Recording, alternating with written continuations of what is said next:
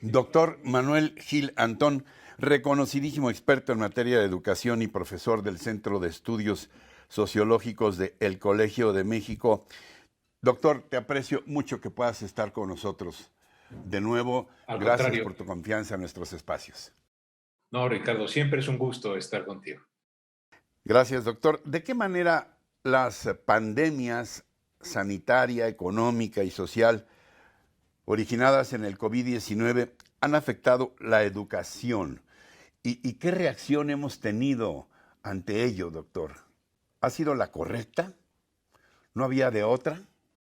Yo creo, Ricardo, que a toro pasado, como se dice, ¿no? Ya pasado el Sí, proceso, podemos hacer nosotros algunas cosas que sería muy soberbio decir que debieron hacerse de tal o tal modo. Fue tan, hay que hacernos cargo de verdad, fue tan brutal, tan sorpresivo, no sé si todos nosotros, yo sí recuerdo, tú quizás también, nuestro auditorio también, cómo se iba pintando el mundo de rojo, sí. como si viniese un tsunami.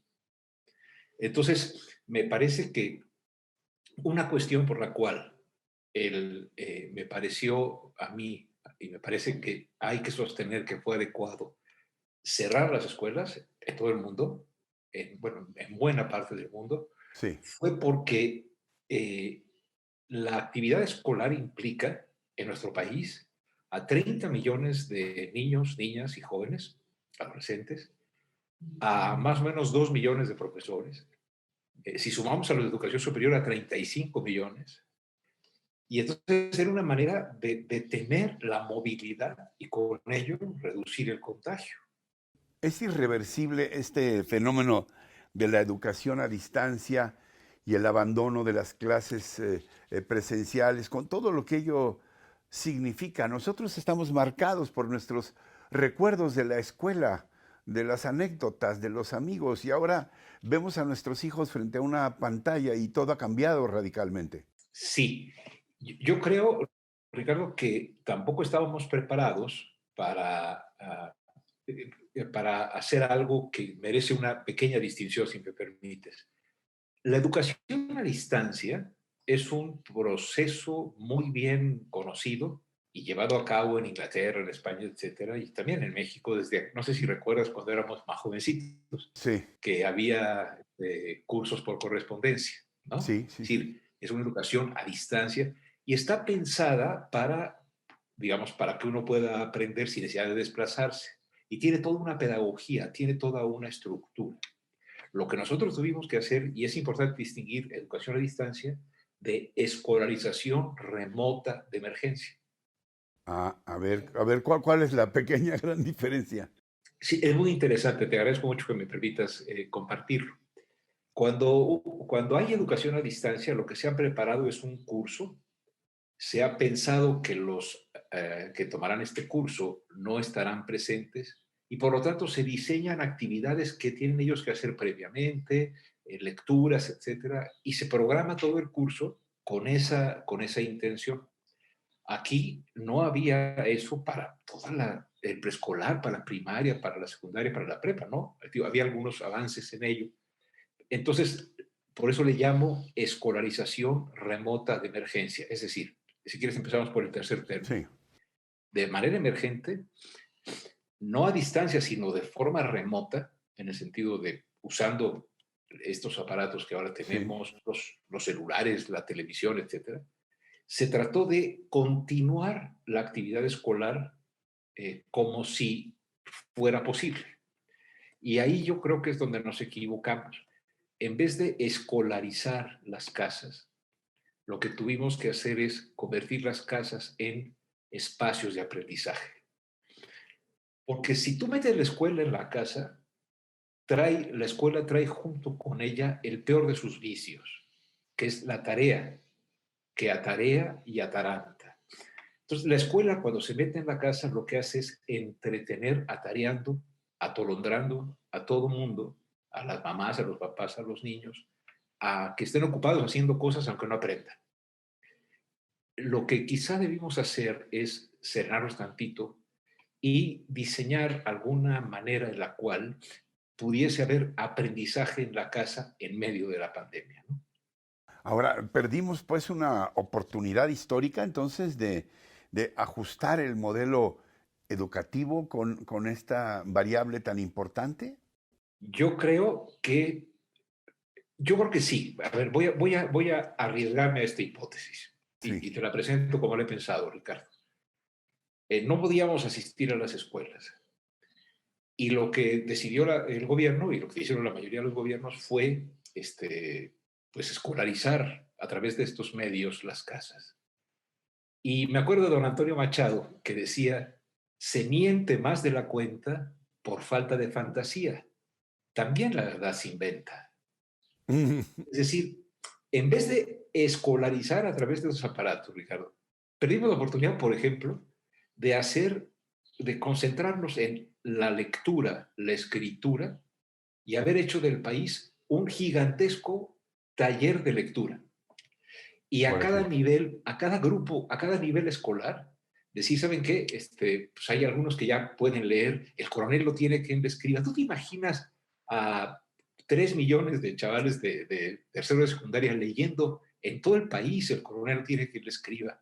Ujú. Comentándolo, haciendo notas sobre el coronel que bajaba a ver si llegaba la carta La con la carta. jubilación, Sí. ¿no?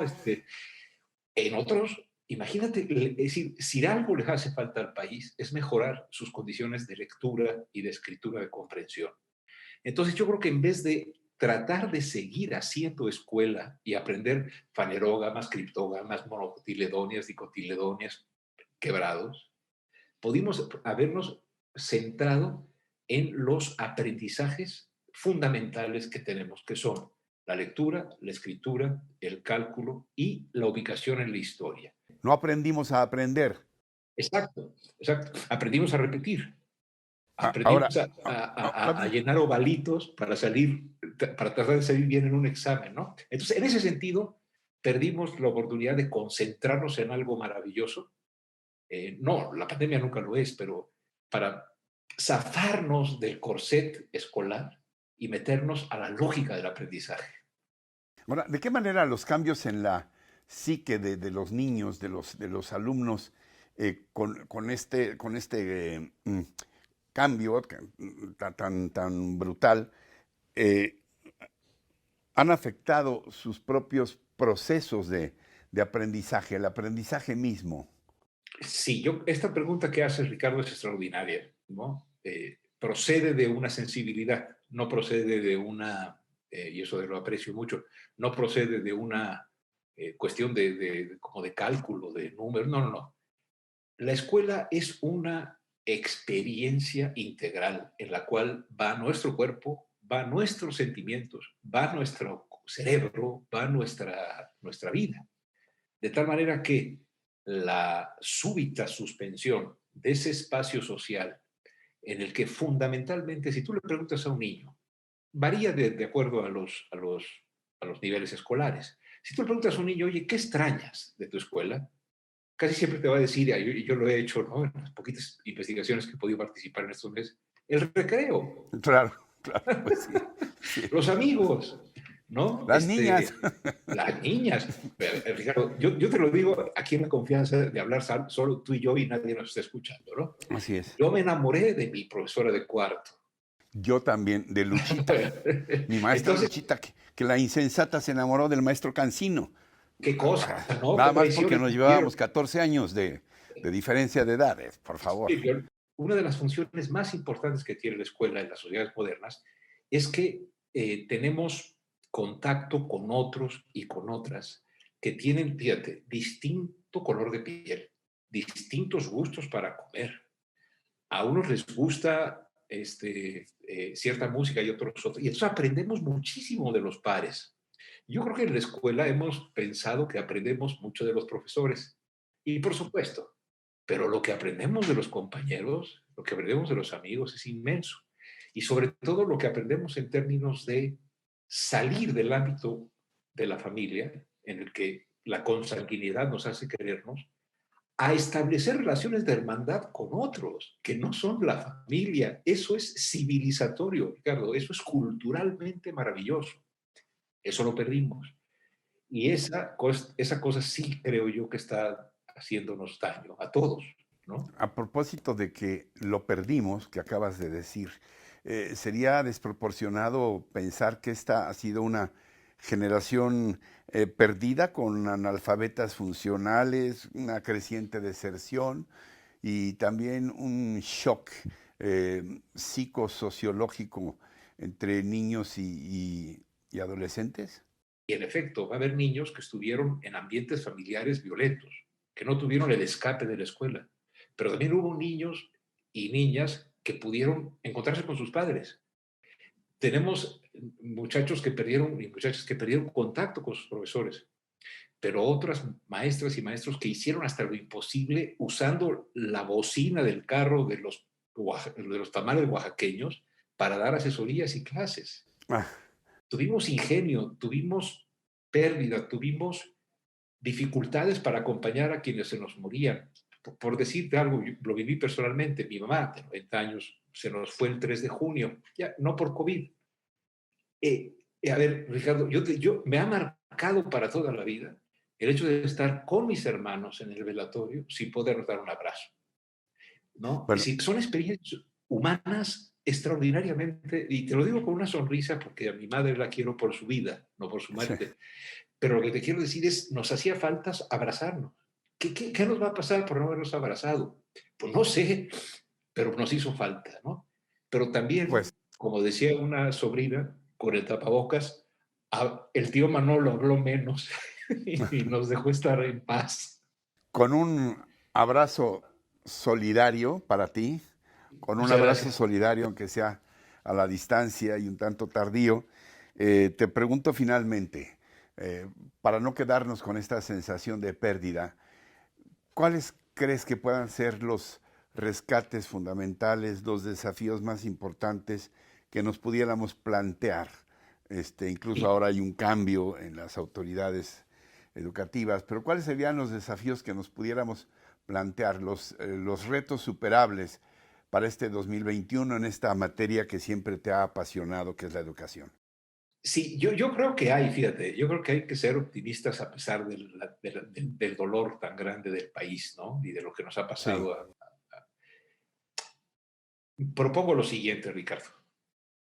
Hay que hacer un censo de todas las formas creativas que usaron las maestras y los maestros del país en distintos contextos para seguir vinculados con sus estudiantes. Eso, la búsqueda, la educación es un vínculo, Ricardo. La amistad es un vínculo, el amor es un vínculo, ¿no? Nadie ama ni aprende ni es amigo de aislado. El vínculo pedagógico, los profesores y las profesoras fueron creativísimos, usaron WhatsApp, fíjate, mandaban en una pecera que entraba a un pueblito, mandaban cartas a las casas de los niños y sí, los niños les regresaban por escrito una carta. Volvieron sí. a usar el manuscrito. Entonces, yo digo, en esta pandemia hubo creatividad, también hubo problemas, también hubo pasmo. Yo creo que el gran reto de la nueva SEP y de nosotros como los que hacemos investigación en educación es recojamos la creatividad de los profesores, tengamos confianza que ellos son los que saben lo que hay que hacer en cada contexto y pensemos en una transformación educativa que descanse en esa creatividad y no en las instrucciones de organismos internacionales o en la ilustración del señor o señora que ocupe la SEP. Hagamos la reforma de abajo, de la creatividad arriba. Y lo vimos en la pandemia, Ricardo. Cosas maravillosas. Doctor Manuel Gil Antón, un prestigiosísimo experto en materia educativa, pero también un extraordinario filósofo, como nos lo has probado hoy una vez más, con esa creatividad que tienes en el uso de esta herramienta común maravillosa que compartimos, que es el lenguaje. Muchas gracias, de verdad, ha sido un deleite platicar contigo, Manuel. Gracias, Ricardo. Y acuérdate siempre que así como en la forma de pedir está el merecer, en la forma de preguntar está lo que uno puede hacer. Yo te agradezco mucho la calidad y la humanidad de tus preguntas. Al contrario, muchas gracias, Manuel. Hasta muy pronto, hasta siempre, Hasta gracias. luego.